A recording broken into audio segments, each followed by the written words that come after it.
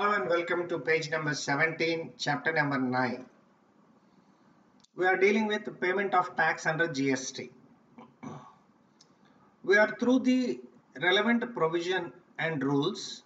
Now we are into the analysis part. Electronic cash ledger, section 49 subsection 1 and subsection 3, and the relevant rule is rule number 87. Now what does it say? The electronic cash ledger will contain a summary of what all payments or deposits made by the taxpayer.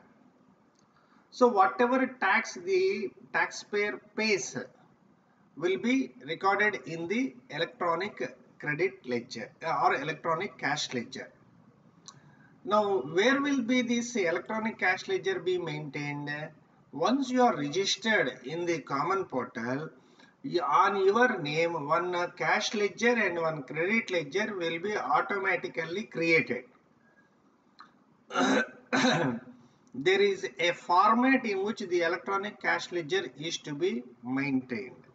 So whatever electronic cash ledger is maintained in the GST common portal, it will be in accordance with the format. Now how can you make a payment of money into the electronic cash ledger? There are two modes. One is the online mode and other one is the offline mode. So how can you pay through online mode?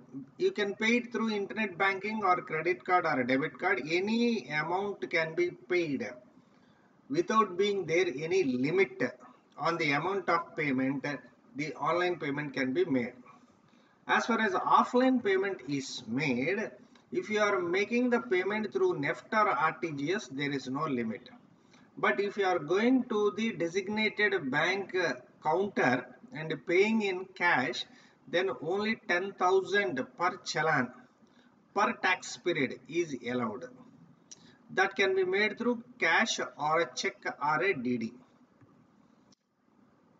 Or the government may by notification on the recommendation of the council blah blah blah blah may prescribe any other mode of payment of GST. Okay, now what do you mean by NEFT? NEFT means National Electronic Fund Transfer. What do you mean by RTGS? RTGS means real-time gross settlement. Actually RTGS can be made for an amount of more than 2 lakhs of rupees. Previously it used to be 1 lakh, now it is made 2 lakhs. For all other amounts you can send it through NEFT. Now RTGS is instant, but for NEFT it may take 1 hour or 2 hours based upon the settlement cycle. Now this details regarding offline payment, the limit of 10,000 has been given in the frequently asked questions on offline payments, and these frequently asked questions are hosted on the GST common portal. Now what we have understood is the limit for offline payment in OTC is only 10,000 rupees, but however this limit is not applicable in certain cases. What are they? The payment is made by the government deposits. The payments are made by persons notified by the commissioner, and the payments made by the proper officer or other officer authorized. How the payments are made by these people? They to recover the outstanding dues, including the attachment proceedings or sale of movable or immovable properties. Now this fellow has to pay 10 lakhs of GST. He is not paying. What this proper officer has done, he has attached his property, sold the property, and out of the sale proceeds this proper officer himself deposited the money into the credit of the central government. Now in those cases this 10,000 limit is not applicable, or where sometimes what will happen is this proper officer or any authorized officer went for any investigation or he has done any enforcement activity, then these people have demanded the ad hoc deposit. Now what they have done is they took the cash or check or DD from them. and they will deposit into the credit of the central government on behalf of the taxpayer. Now these are the three circumstances wherein means government departments, payment by government departments notified by the commissioner or proper officer making the payment in two circumstances. One is the recovery of outstanding dues, and another one is ad hoc deposits, right? Now the payment will be done by way of a challan. Now, whenever it comes to challan payment, certain terms or abbreviations are there: CPIN, SIN, BRN, and EFPB. What does the CPIN stand for? Now, for making a payment, what you have to do is, in Common Portal, you have to generate a challan. You have to generate a challan. So, on generation of this challan, a CPIN will be generated. Now, the CPIN is nothing but a 14-digit unique number.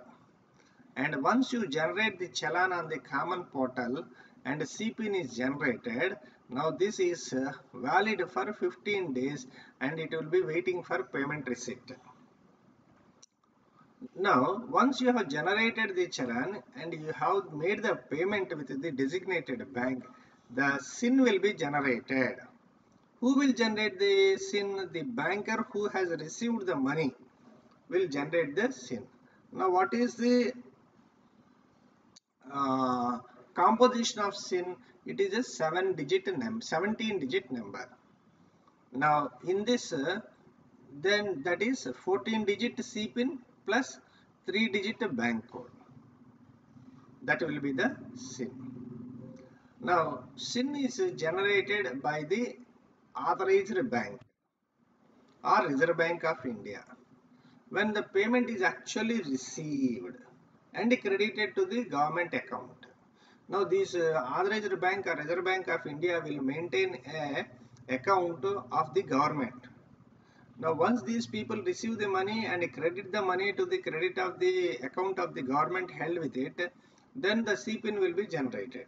CPIN will have the SIN will be generated. SIN will have two components again. One is the CPIN component and another one is the bank code component. Okay. Now the SIN, this SIN will be communicated by the authorized bank to the taxpayer as well as the GSTN. Now once GSTN receives the SIN number, the amount that has been paid will be credited to the cash ledger. Now BRN is a bank reference number. Bank reference number. Now this will be given by the bank against the payment of a challan. Now EFPB stands for Electronic Focal Point Branch. Now these are the branches of the authorized bank which are authorized to collect the payment of GST. In the previous session, what I was referring is, we had the definition of authorized bank. Authorized bank means a bank or a branch of a bank which is authorized to collect the GST. Now, even though there is an authorized bank, all the branches of that authorized bank are not authorized to collect GST. Only certain authorized branches of that bank only have to collect.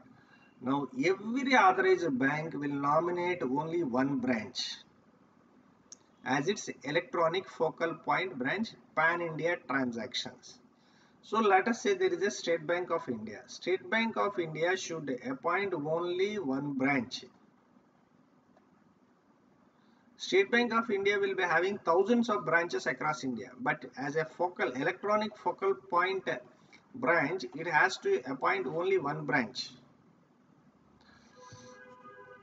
Now, this focal point bank branch, what it has to do? It has to open accounts under each major head for all governments. For all governments, they have to maintain accounts, open and maintain accounts. Now that whatever amount is received by the electronic focal point branch, they will be credited to the appropriate account. As far as NEFT and RTGS transactions are concerned, RBI will be the electronic focal point branch. So for all other payments, each bank will have one focal point branch. As far as NEFT and RTGS transactions are concerned, RBI will be the focal point branch. Okay. Next. Now, are manual challans applicable now? Can you take a printout of a challan, go and make the payment? No. Whatever payment has to be made, the challan is to be generated only on the GST portal, and you get a CPIN. That CPIN will be valid for 15 days for making the payment. Now, are there any types of challans that have been prescribed? No, only single challan has been prescribed under the GST for all acts, be it CGST, SGST, UTGST or IGST, and for all types of payments, be it tax or other dues. What do you mean by other dues? Interest, penalty, fees, any other payment. Now, once you generate a challan on the common portal, CPIN will be generated and it will be valid for 15 days. Whatever commission for making the payment through e-challan is there, that has to be borne by the taxpayer himself or the person making the payment. Now you may wonder what are the contents of the challan. The contents of the challan is the registration number of the person making the payment, what is the date of payment, what is the amount of tax, be it IGST, CGST, SGST, UTGST, and that too bifurcation minor heads of tax, interest, penalty, fees, other payments. Like this, the details will be there. Now let us say an unregistered person has to pay the tax. Then he will not be having a GSTN number. Then what he has to do? He has to generate a temporary identification number in the common portal, and for that temporary identification number he has to pay the challan. With that identification number he has to make the payment. Now, if you want to make the payment through NEFT or RTGS, first of all, what you have to do, you have to generate a challan in the common portal. And at that time of generation of that challan, what you have to say is that you will be making the payment through NEFT or RTGS. Then this mandate form for NEFT or RTGS will be generated. That mandate form you have to take it to the bank for the purpose of making the payment. The mandate form once generated will be valid for 15 days. Now, once the amount gets credited to the respective government account, that account will be maintained by the authorized bank. We already understood it that a electronic focal point branch. Now, once the amount gets credited, a SIN will be generated. We already know that SIN will be 14 plus 3. 14 is the CPIN. This is the bank code. Okay. Now, the deposit made by one of the modes and in the prescribed manner will get credited in your electronic credit ledger. When the amount gets credited to the central government, on that date it will be deemed to be the date of payment, and on that date it gets credited in your electronic credit ledger. Yes, okay. And also, once the common portal receives the SIN from the collecting branch, the amount will be created in the cash ledger and a receipt will be generated to this effect also. Now, sometimes what will happen is, this fellow generated the challan, CPIN is generated, this fellow also made the payment in any of the modes. Okay, but it is not getting reflected in the common portal even after the reasonable time. Then what they can do is, the person on whose behalf the deposit has been made can make a representation in the prescribed form in the common portal or through e-gateway through which the payment has been made. In the prescribed form you can make the application. Now, this point we have already discussed. Date of credit into the account of the central or state government is to be deemed to be the date of debit in the electronic credit ledger and not the actual date of deposit of the amount in the electronic cash ledger of the taxable person. So what will be the date of payment? The date of payment is the date into the date when the amount gets credited into the account of the central or state government. Suppose the taxpayer notices any discrepancies in the electronic cash ledger, then what he can do is he can communicate the same through the common portal to the jurisdictional officer, and there will be a prescribed form for this. Next, coming to the manner of utilization of the amount reflected in the electronic cash ledger. Once a payment has been made, then the amount get credited in the electronic cash ledger. Okay.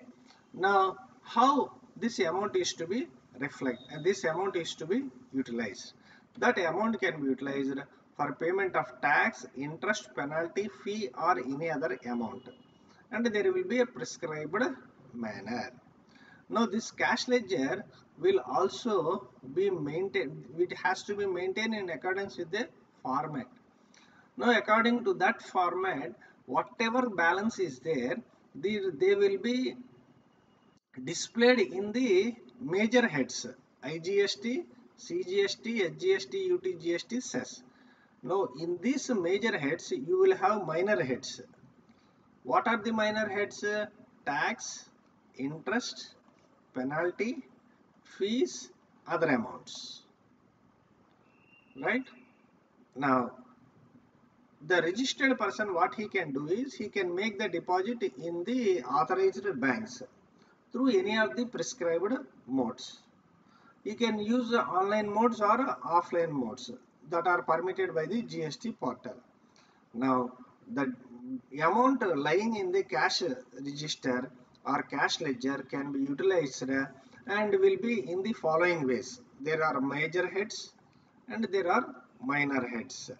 Okay, they can be utilized for payment of any liability for respective major minor heads. Now, it implies that the amount lying in one head can't be utilized for payment of money in another head. But here we have an amendment.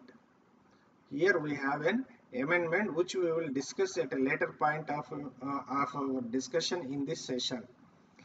So once you have paid IGST, there is a provision that this amount can be transferred to CGST. Or you have paid an SGST, this amount can be transferred to IGST. Now this facility is made available. So by that you can transfer. But if you paid some money in IGST tax amount, you can pay only that IGST tax amount with this amount. If you paid something, some amount in IGST interest column, then that can be utilized only for IGST interest column. But however, now a provision is facilitated wherein you can transfer between the major heads and the minor heads. Okay, by filling a form in the common portal. Now we will move on to the credit ledger provisions. The credit ledger provisions are contained in 49.245, 49A and 49B, and we have rule number 86, 88A of the CGST rules. Now,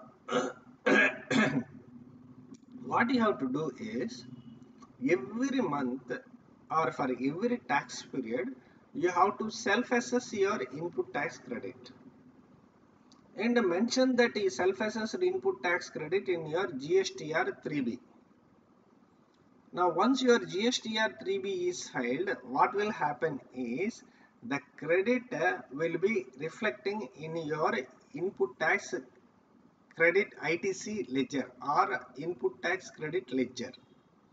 Okay, credit ledger it will be reflected. Now The amount lying in the credit ledger can be utilized for only the payment of tax, and it can't be utilized for payment of other amounts like interest, fees, penalty, or other amounts. So the ITC balances can be utilized only for the purpose of payment of tax, be it IGST, CGST, SGST, UTGST, cess. So if a taxpayer is liable to pay any interest, penalty, fees, or any other amount, that has to be payment has to be made only in cash. So the liability for interest, penalty, fees, or other dues is to be set off only through the balance available in the cash ledger. If there is no balance in the cash ledger, you have to make the payment and then set off. Okay. So the self-assessed ITC of a registered person will get credited in the electronic input tax credit ledger. Now this has to be maintained in the prescribed form. Sorry.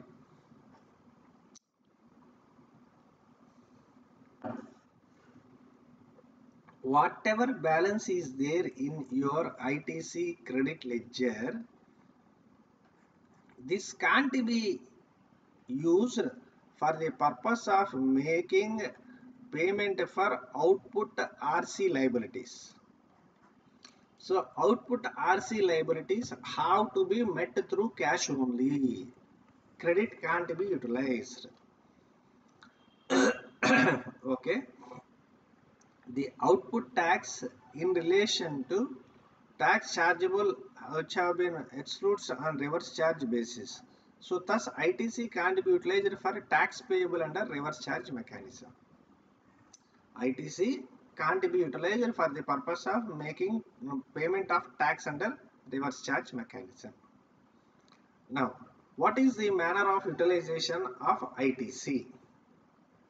Means what provisions are you have to refer 49.5, 49A, 49B, 88A as well as circular number 98 dated 23rd of April 2019. Now these we have already discussed in our input tax credit chapter, but once again we will go through these provisions because it will act as a revision for us. Now how is the IGST to be utilized? IGST should be utilized first for the purpose of IGST, thereafter CGST, thereafter SGST or UTGST. In this order you have to use. How CGST can be used?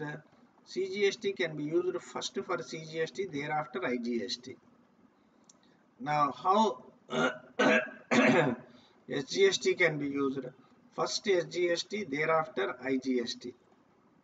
How UTGST can be used? First for UTGST, thereafter IGST. Alright. Now here the IGST can be used first for IGST, thereafter CGST, SGST. Here in any order, in any proportion you can utilize. Here in any order, in any proportion it can be utilized. But if you want to utilize SGST for or UTGST for IGST, ensure that there is no CGST balance. When there is no CGST balance then only you have to utilize SGST or UTGST balances for payment of IGST output tax.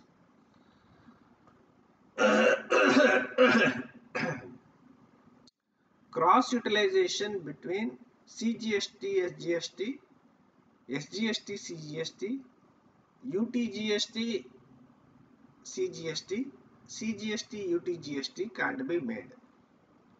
So cross utilization between CGST, SGST or UTGST is not at all possible. This side it is not possible, reverse also it is not possible.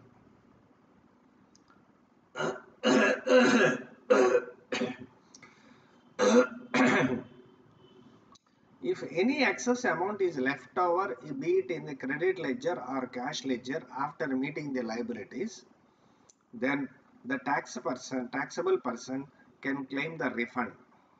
However, it has to be made in the prescribed form and in the prescribed manner.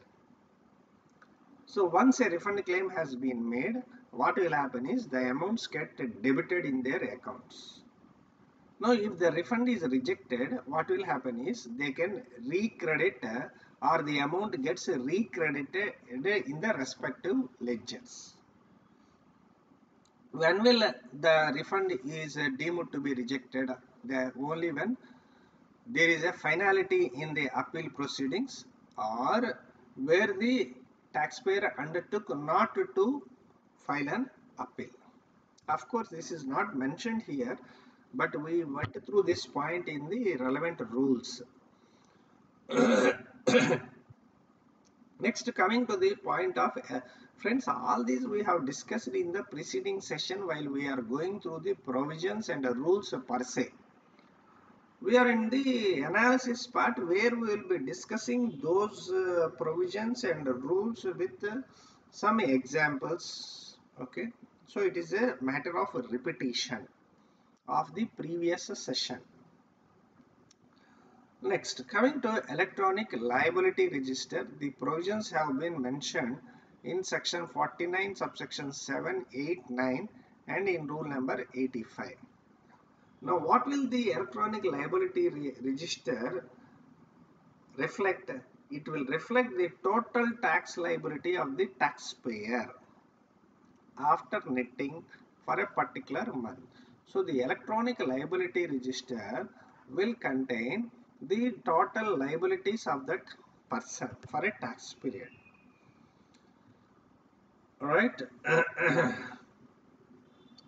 The terms electronic cash ledger and electronic credit ledgers have been defined in the Act, but there is no definition for electronic liability register.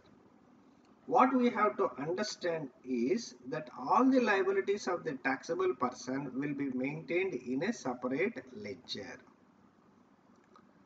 There is also an order of discharge of tax dues. The taxable person has so many number of dues. So those so many number of dues have to be met in a chronological order. What is that chronological order?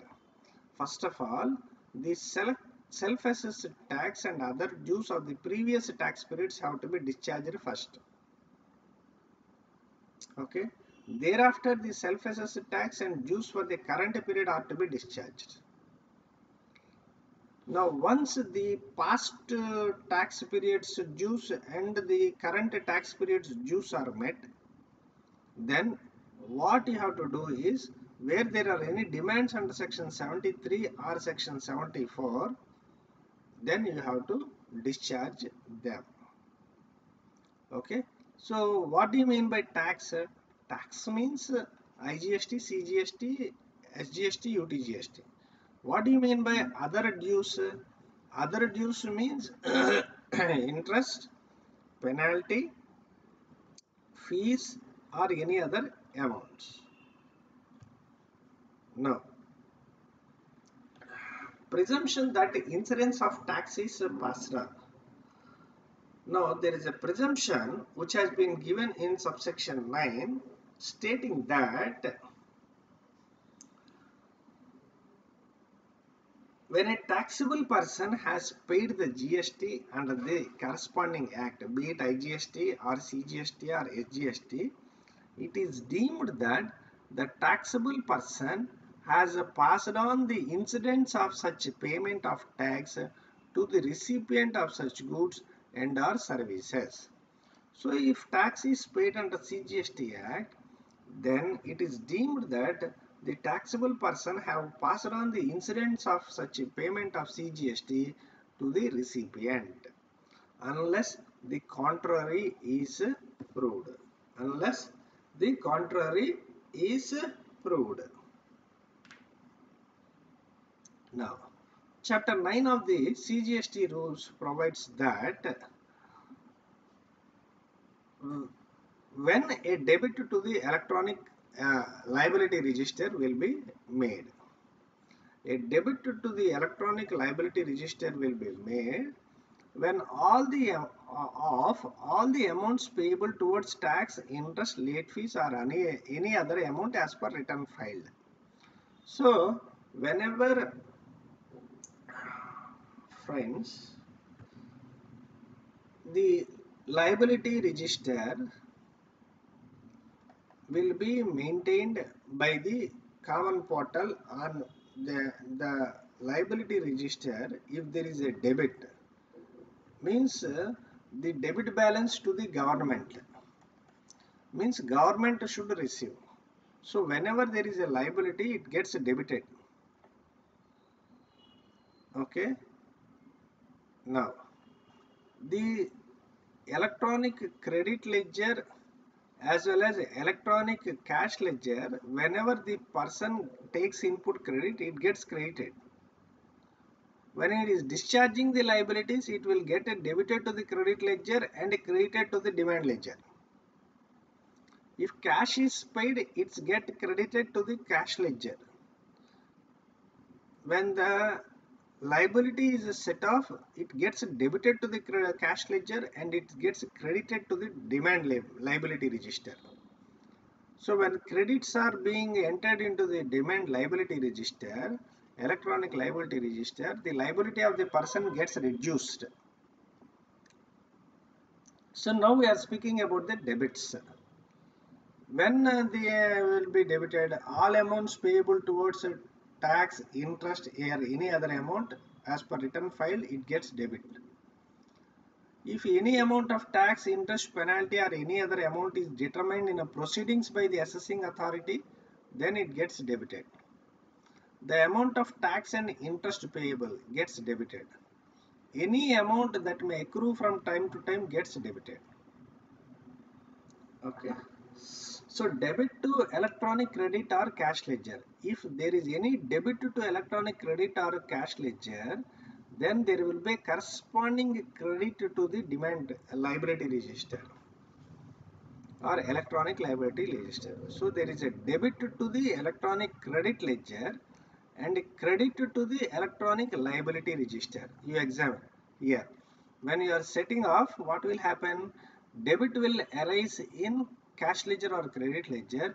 A simultaneous credit will appear in the electronic liability register. Friends, this is simple accounting. So if you are making a payment for all liabilities as per written under return subject to 49. When there will be a debit to cash ledger and credit electronic liability, payment of liabilities as per return subject to section 49. Okay. Now debit to cash ledger and credit to liability register. Now payment of TDS under 51, TCS e-commerce order under 52, amount payable under the reverse charge basis, amount payable under section 10, amount payable towards payment of interest, penalty, fees or any other amount. Friends, through electronic credit ledger, you can make payment of tax only. You can make payment of tax only. But as far as cash ledger is concerned, apart from tax, TDS, TCS, composition scheme dealer as well as RC, all these payments are to be made only in cash. All these payments have to be made only in cash. Now, because of this new payment system, what are the benefits that will be available to the taxpayer and the commercial tax department? There you need not stand in a queue for making the payments. The payments can be made on all days.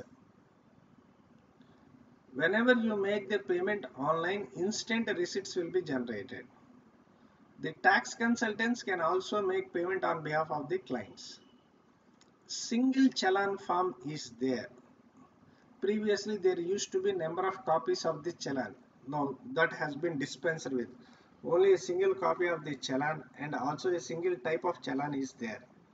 Now, since this is an online payment, so what will happen is the government will get the money at the earliest possible time compared to the old system. In old system, it may take some time, some 3 or 4 days. But now it is not like that. Instant payments will be credited to the government. Now there is a greater transparency. Now online payments made after 8 p.m. in a day will be credited to the taxpayer account on the same day. Let us say sometimes the due date is 20th.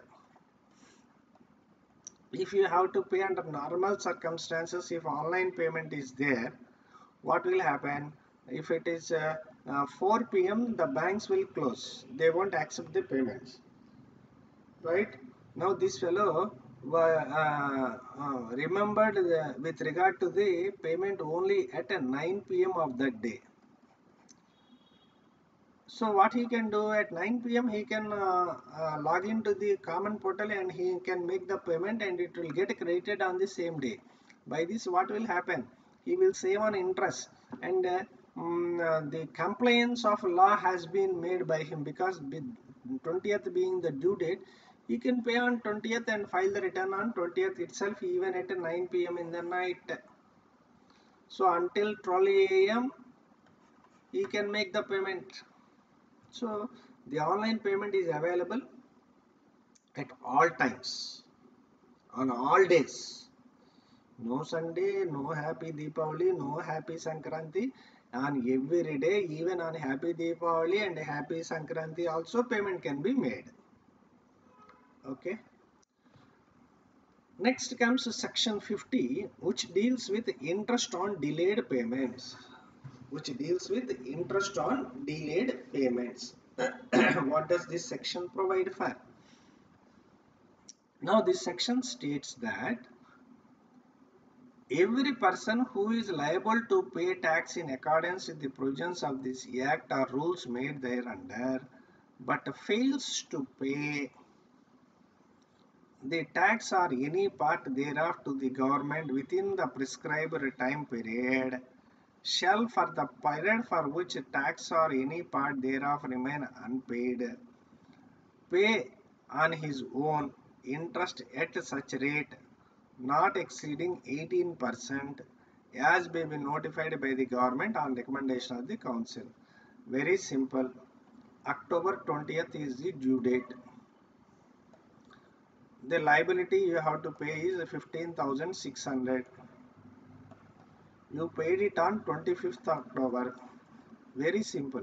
15,600 into 18% into how many days there is a delay? 21, 22, 23, 24. You are making it on 25th. So 5 days delay. 5 by 365. This is the interest you have to pay. Very simple as that. Okay. Next. 21, 22, 23, 24, 25. For 25 also you have to make the payment. Okay, right. Now, the interest will be calculated in such manner as may be prescribed from the day succeeding the day on which such tax was due to be paid. So, 20th is the due date. So, you have to count from 21. 21, 22, 23, 24, 25. A taxable person who makes an undue or excess claim of ITC under sub 42 subsection 10 or undue or excess reduction in output tax liability under section 43 subsection 10, he will pay interest on such undue or excess claim or on such undue or excess reduction as the case may be, at such rate not exceeding 24%, as may be notified by the central government on recommendation of the council. Very simple. You took excess input tax credit. on 20th October, instead of taking 10,000 as input tax credit, you took 12,000. Now you realized this on 19th of November,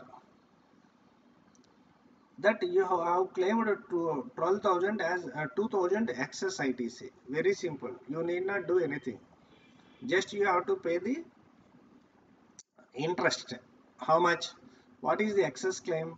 2,000. What is the rate? 24%. For how much period? From the next day you have to calculate. From 21/10 to 19/11 you have to calculate. Now these are 11 days plus 19 days. 11 plus 19 is 30 days. So 30 divided by 365. Very simple. You pay this amount. That's all. Okay.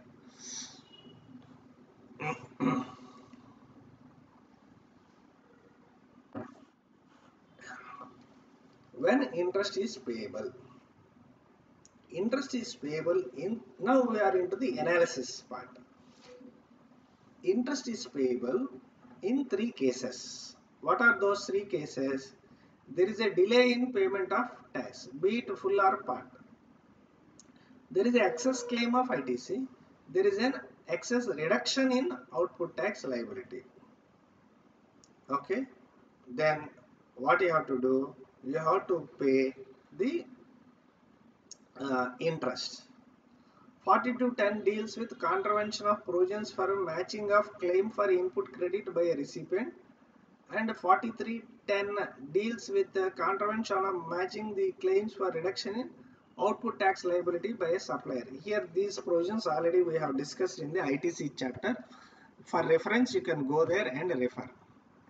Now what is the rate of interest? Rate of interest will be the rate which will be notified by the government on the recommendation of the council, and it will not exceed 18 percentage in case the failure is on account of late payment of tax, and by notification number 1317 13/2017 dated 28th June 2017, it is notified the rate is 18% per annum. Now for excess input claim, in ITC claim, it is 24%, and this has been notified through November 13 of 2017 dated 28/6/2017. What will be the computation period? Will be from the date following the due date of payment to the actual date of payment. So 20th October is the due date. You paid it on 19th, or let us say you paid it on 25th of October. So from the next day you have to count 21/10 to 25/10. So 21, 22, 23, 24, 25. 5 days you have to calculate. Now other relevant points in relation to tax, in relation to interest. Tax means tax payable under this act or rules. Payment of interest in case of delayed payment of tax should be made voluntarily. Nobody need to demand you. You have to pay it yourself. If the due date you are paying the tax beyond the due date. Now the interest payable should be debited to the electronic liability register. This is common. The liability for interest can be selected only through cash ledger, but credit ledger can't be used. Interest is to be paid always in cash. There is no other way out. Okay. Transfer of input tax credit.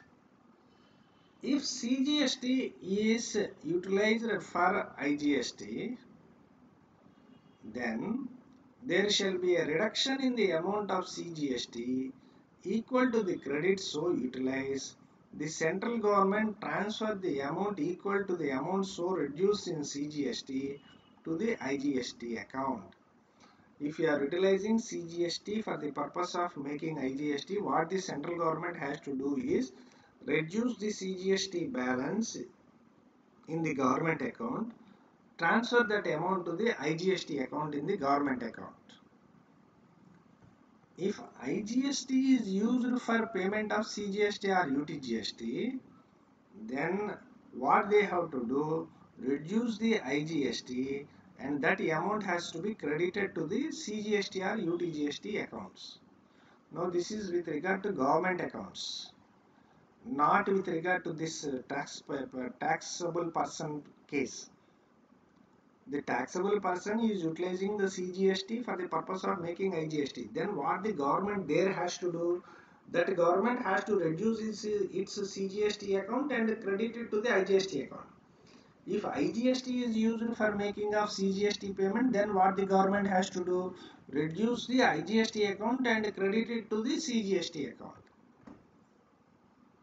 or UTGST account, because UTGST also belongs to the central government.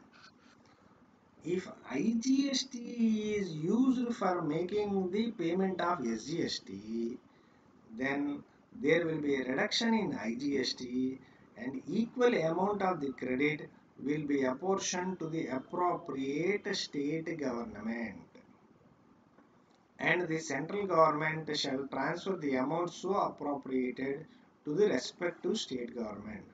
Now, if IGST is used for payment of SGST of Andhra Pradesh, rupees 10,000, what the central government has to do is transfer this 10,000 to SGST of Andhra Pradesh. Now, this we already discussed at length, because the GST is a destination based taxation. GST is a destination based taxation. Destination based taxation. Therefore, whatever amount of IGST is utilized for the payment of SGST, it has to be transferred. If SGST is utilized for IGST, this amount the state government has to transfer to the central government. My dear friends, this we have understood with examples also in one of our preceding sessions. Okay. So with this, we have come to a conclusion of this chapter. There is a, let us recapitulate. You can go through these flowcharts at the time of your examination or after completion of this session also, so that it will act as a sort of a quick revision for you. Thereafter, we will have this question and answer, which we will be dealing in another separate session. And here we have some amendments which we have to go through. Now, under section 49, after subsection 9, there is a new section called 49 subsection 10.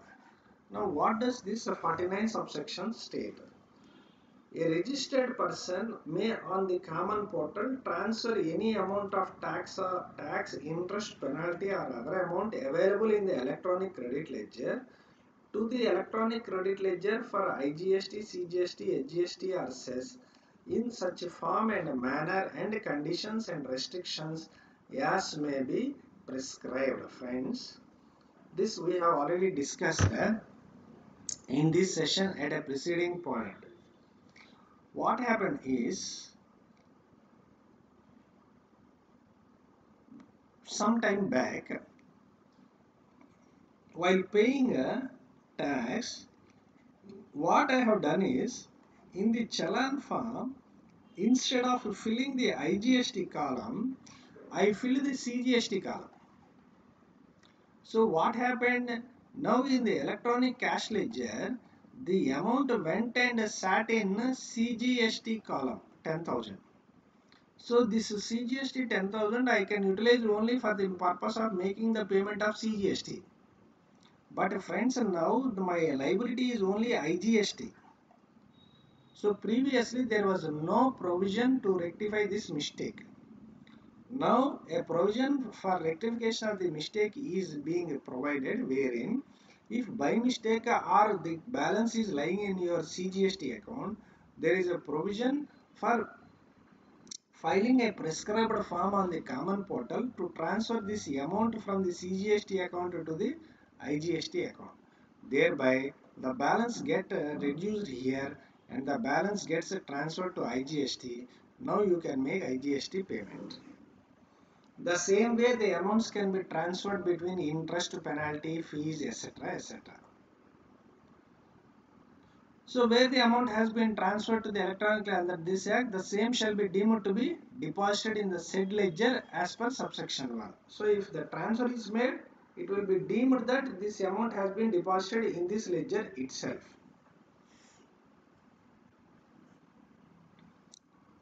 Now, this section is with regard to the interest.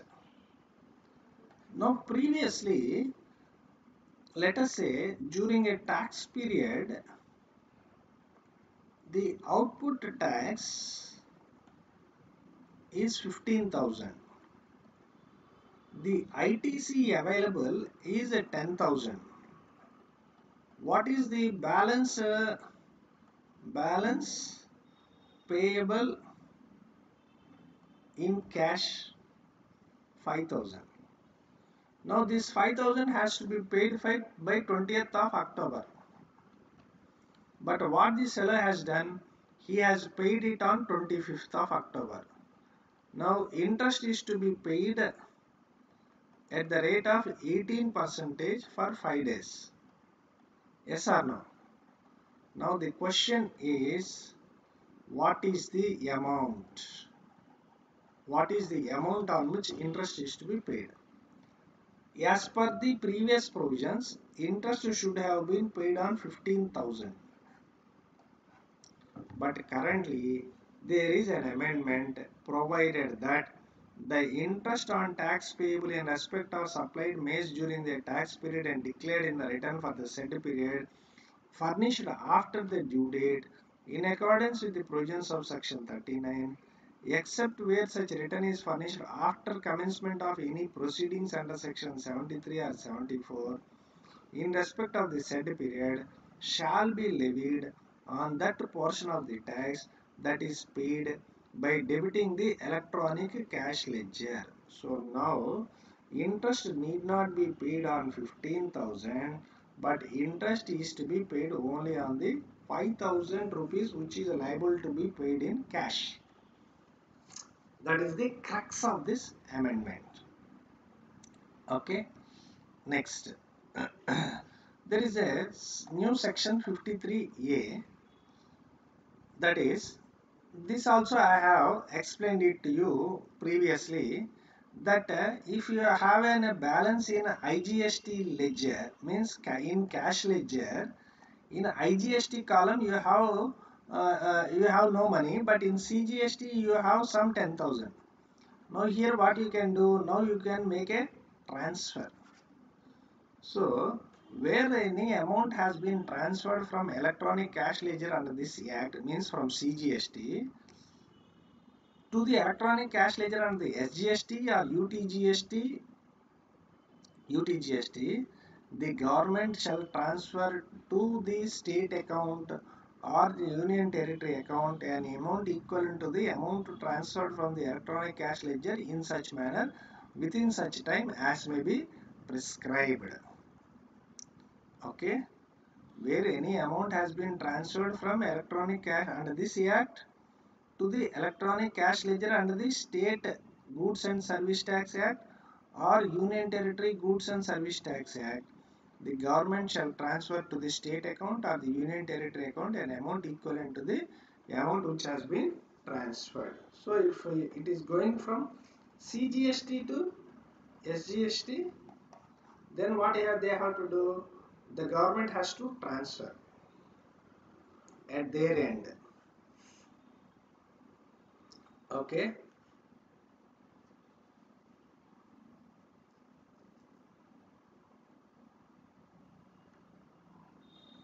So we have come to the conclusion of this chapter, and we'll meet in the next session.